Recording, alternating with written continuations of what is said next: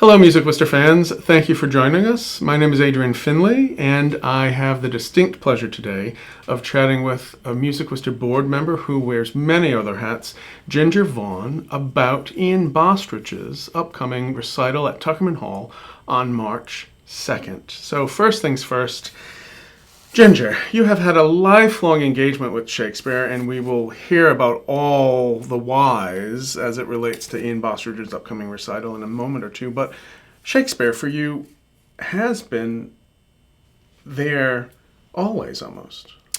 I think back to high school. I would come home from school and PBS showed some of the plays that had been done in England. They were black and white history plays. And I had my father's copy, and when we studied them in school, I read avidly. And I didn't know then that I would end up as an English professor, spending the last 37 years before retirement at Clark teaching Shakespeare to MA and undergraduate students, and publishing quite a bit as well. So it's been a hoot, put it that way.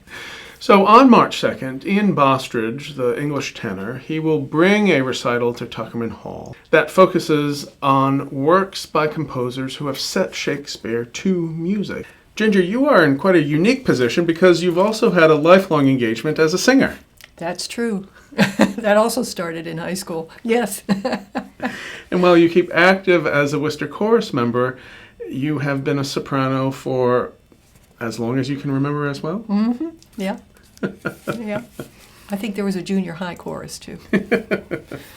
So, Shakespeare and music.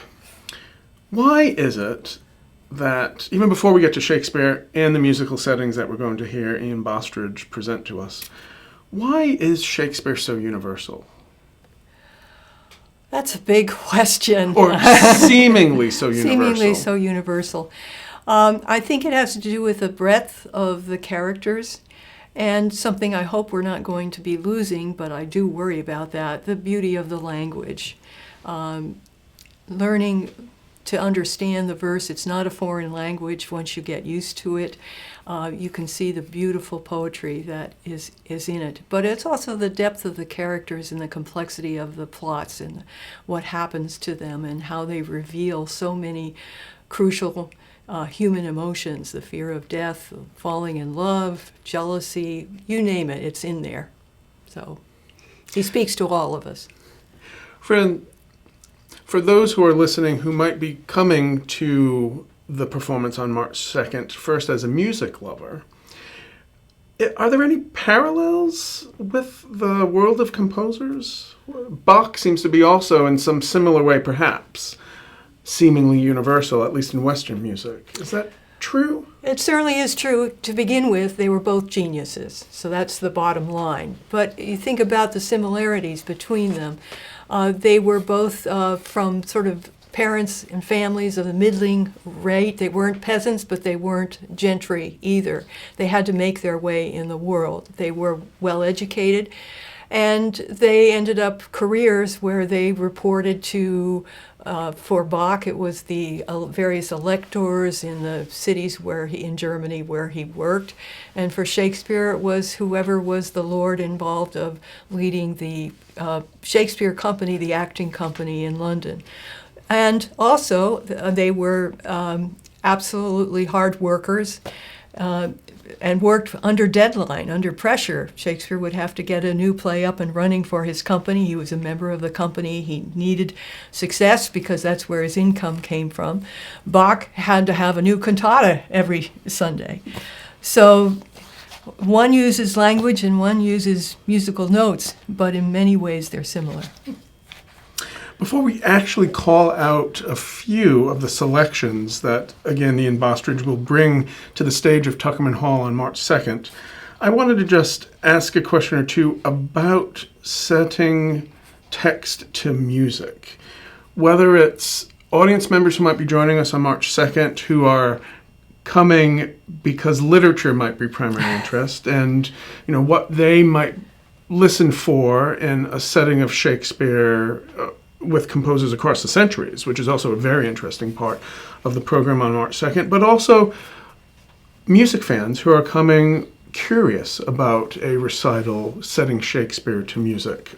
What might the literature first person, the poetry interested first person listen for, as well as the music fan? Well, I think for the person who knows the plays from which these songs come would be thinking about the song in the context in which it first appeared. And often that adds a different kind of nuance. An example would be Come Away Death from Twelfth Night. It's a very sad song. It's in sad cypress, let me be laid, I'm going to die, kind of a song. But it's funny in the context because it's sung to Orsino, who is a real jerk and has been a jerk from the beginning of the play because he's soppy in love with a woman who won't have him, and he's really a bit of a fool. But he wants his fool, Feste, to come and sing this song so he can mope around about how miserable he is in love. So the literary person will be able to provide, who knows the plays, will be able to provide that kind of context. For the musical person, I think it's be sort of an interesting history of composers thinking about these songs and coming up with different ways to set them. We really have no musical notation to speak of how these songs were. Generally, Shakespeare relied on contemporary music. It's interesting that the American Shakespeare Center in Stanton, Virginia, which tries to replicate some of the conditions of Shakespeare's plays, argues that he used contemporary music. So when they present one of these songs, they put a contemporary, jazzy, maybe even rock and roll tone to it. But there's only one play where we have settings, and that's The Tempest, and that was late in Shakespeare's career. For the earlier plays that were done in the Globe, the clown or somebody who was a singer would sing those probably with a lute or some other instrument of the time. When you get to The Tempest, they were in an indoor theater, they had an organ, they had a musical consort. There's calls in the stage directions for music under the stage. It's in many ways Shakespeare's most musical play. So, does that answer your question? Yes, you got me going. No, and I should say, on March 2nd, Ian Bostridge and the pianist who will be accompanying him, Julius Drake, they will feature a program that runs through the centuries. Dowland, Finlay, Schubert, Haydn, Britten, Korngold also. The composer represented for this selection by Twelfth Night that you just brought us through is Roger Cuthbert Quilter, whose dates are 1877 through 1953, a composer not known to many of us, so it will be very interesting to hear that setting. And I know that another selection on March 2nd that you wanted to bring us through was the selection by Ivor Bertie Gurney, whose dates are 1890 to 1937, and that's from As You Like It, Under the Greenwood Tree.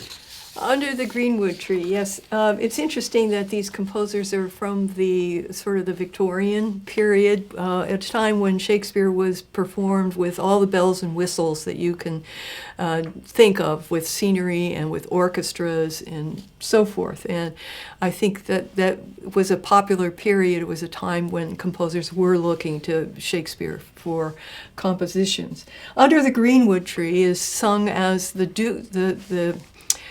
Duke has been cast out of his throne by his brother and has run to the forest to escape. And there they live together in exile.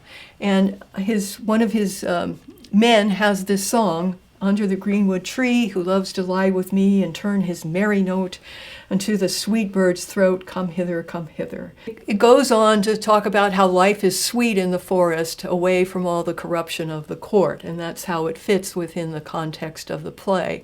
But it probably was a popular song in Shakespeare's time, and he introduced it to sort of set up the merry men, the sort of Robin Hood and his merry men out there in the forest.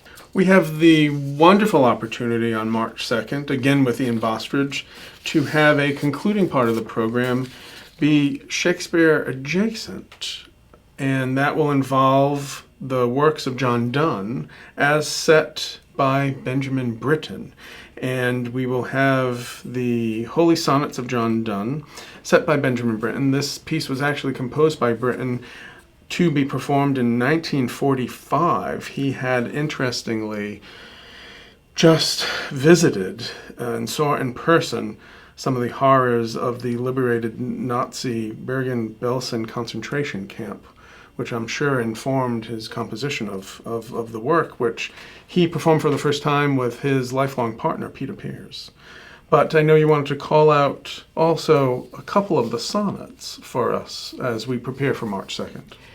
Well, Donne was a contemporary of Shakespeare. He grew up Catholic in a society in which Protestant was the reigning religion and in which Catholics were persecuted.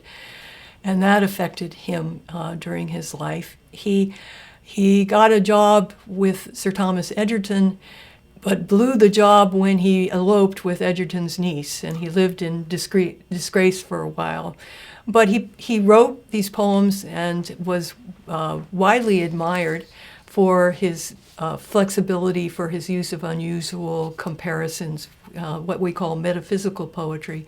And King James talked him into taking holy orders, and he became an Anglican priest, and as his last position was the Dean of St. Paul's, which is one of the most prestigious Anglican positions you can have. In terms of Britain, I think that it's fascinating that the context of the setting of this, because Donne's poems were often dark.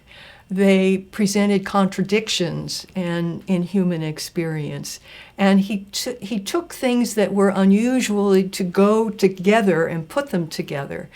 An example might be the Batter My Heart, Thou Three-Personed God, which uses the metaphor of sexual experience, asking God to take him over. And the last line is, "Take me to you, imprison me, for I, except you enthrall me, never shall be free, nor ever chaste, except you ravish me." That doesn't sound, that is really a flamboyant, different take on the religious experience. And there's always struggle. And that's where I think part of the thing with Britain coming in is that there's the struggle between the body and the soul, the spirit and the flesh, that animated him both in his love poetry and later in his holy sonnets. And the Britain settings of the Holy Sonnets of John Donne also ends with "Death be not proud." Death be not proud is again one of the holy sonnets, and it is a challenge to death, that death, however it comes, is not going to conquer. It's in some ways a sonnet expressing of hope. He says, he's calling out death, "Be not proud." And he concludes, "Thou art slave to fate, chance, kings, and desperate men, and dost with poison, war, and sickness dwell." That sounds appropriate for what Britain has in mind. "And better than thy stroke. Why swell'st thou then? Why are you proud? One short sleep past, we wake eternally, and death shall be no more. Death, thou shalt die." So it's a poem that deals with suffering and death, but has hope through religion that death is overcome. Much to take in for this March 2nd recital at Tuckerman Hall. Ginger, thank you so much for helping us prepare for this amazing opportunity, which is to hear the world-famous, world-renowned, incredible that we are able to bring him to Worcester, tenor Ian Bostridge, who will be in recital with pianist Julius Drake, March 2nd at Tuckerman Hall, musicworcester.org. Thank you. Thank you.